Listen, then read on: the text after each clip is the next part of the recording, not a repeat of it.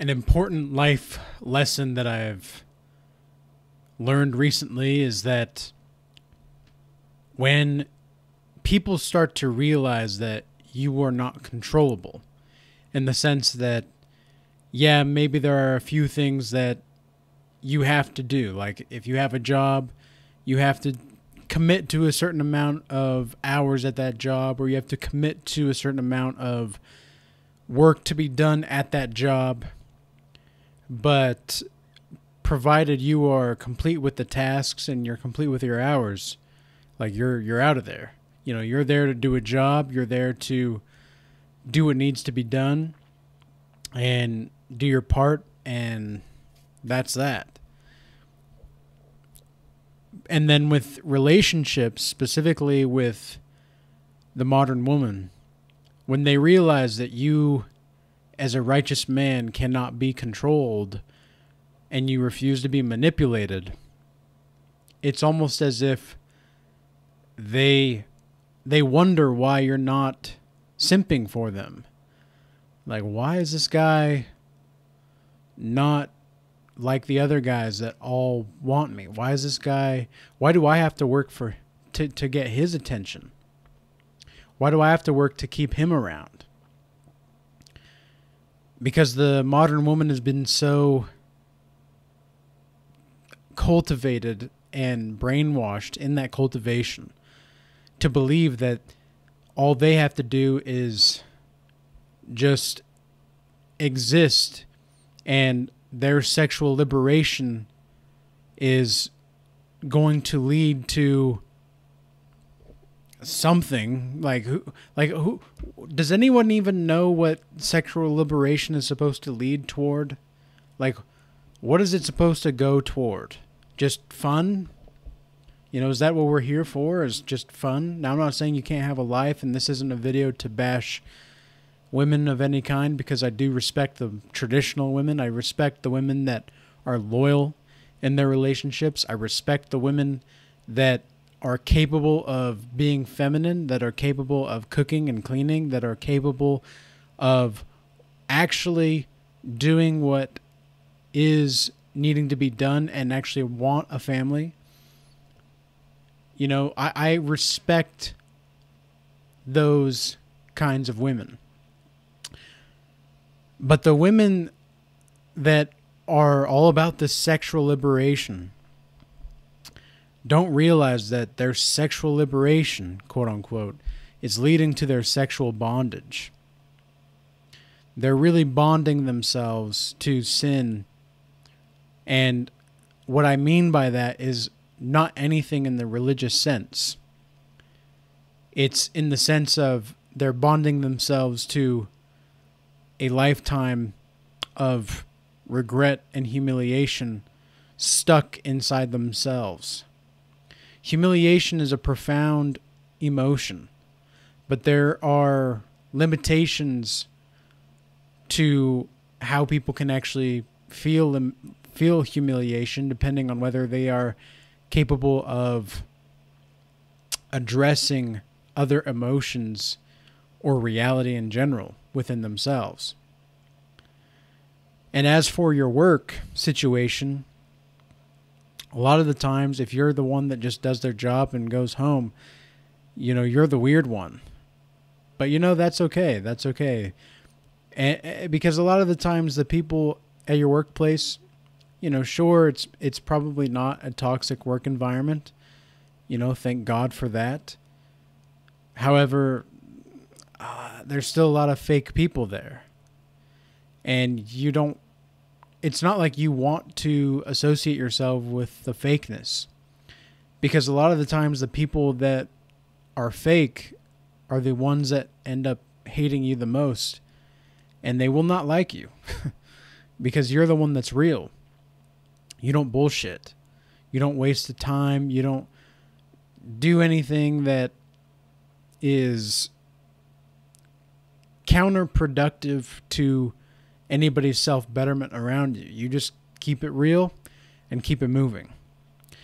But the real thing that comes to mind when I start to notice how people act when they realize that I'm uncontrollable, that I'm sophisticated savage in the sense that, and this is what I tell myself when I'm working out. I tell myself that my soul is among lions. I tell myself that I am a sophisticated savage. Why? Because for me, that's the way you have to be. That's the way you have to be. That's the way I had to be. Growing up, I've always had a inclination to make baseline positive decisions. However, I did not always listen to those inclinations, and I did not always heed to the things in my head that were telling me to do the right things. Because the right things are not always easy, and they're not always painless. Oftentimes, the right things to do are the most painful. And it can really be I guess you could say, it could really be a misinterpretation of the goodness of God when you are in that space of knowing that there's a right decision to be made, and yet you're still making the choices that are keeping you in temptation, that are keeping you further from God. It's like God is showing you a door, multiple doors even, and all you have to do is make the right decision to the right door. However, it's hard to know what the right door is if you have multiple options, because there might be some doors that have, butterflies and rainbows and lollipops. There might be some that have fire and brimstone on the other side. There might be some that have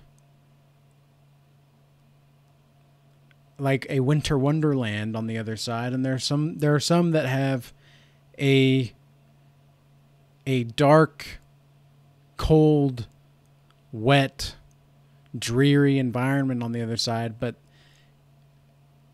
in all of the ones that are the most painful, and the most painful that you're going to have to endure, are going to be the ones that you're going to have to go through to get to the other side of that environment. Because beyond that environment, when you open the door, are going to be a series of obstacles that challenge you, that make you better.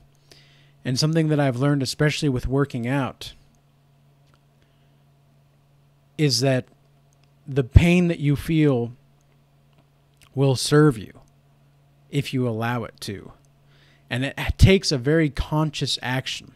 It takes a very conscious recognition of the pain, where you're feeling it, why you're feeling it, how you're feeling it, and what about the pain makes you feel alive.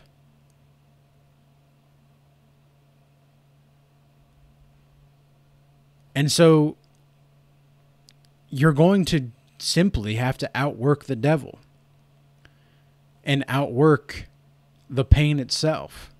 Because if you can outwork the pain, and if you can outwork the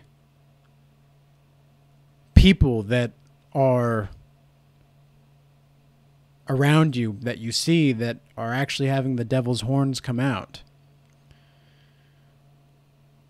that's when you know that you are who you are meant to be.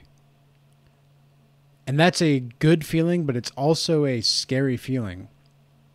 I had this feeling today at the gym, in fact, where I felt so completely in my element that it almost frightened me. Like, I was so focused and I was so involved with what I was doing that it almost frightened me how focused I was. Because in that moment, it was like a conscious appreciation of everything that has led up to me doing these shoulder presses. And just feeling that weight on my shoulder and carrying the weight. And just the symbolization of that carrying of the weight throughout my whole life. And I'm sure I'm not the only one that has felt this way, where we've all felt there's a weight that is on our shoulders. It's almost like you have that Atlas feeling, you know, that you have the weight of the world on your back. But you can lift it up with your shoulders, and you can hold it high, and you can have that heroic pose stance.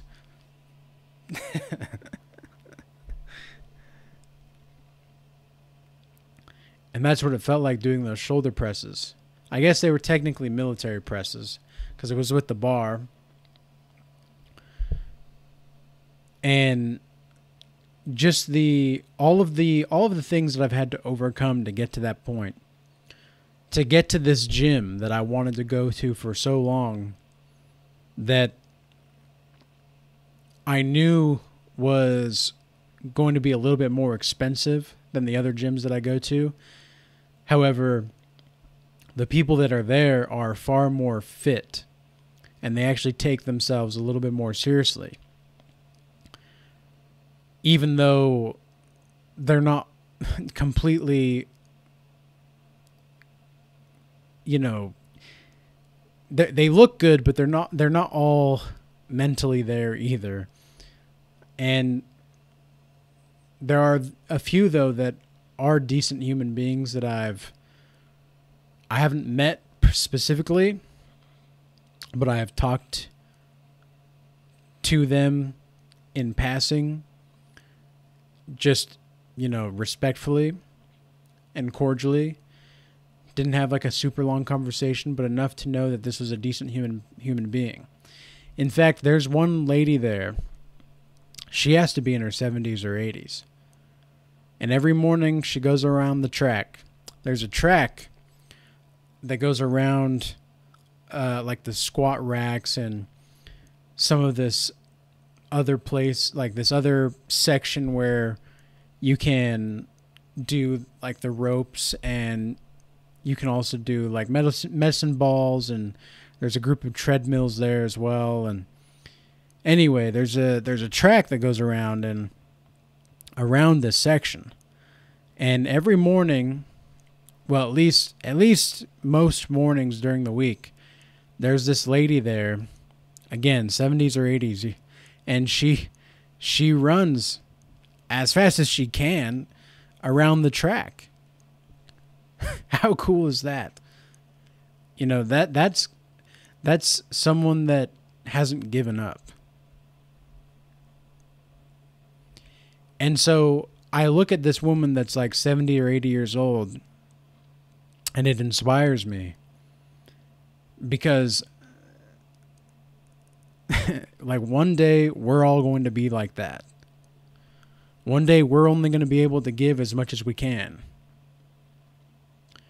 One day we're going to have to recognize that the risk-reward ratio for doing certain things and certain activities is not going to be applicable to our situation because our body does decay. And so I take no youth of mine for granted.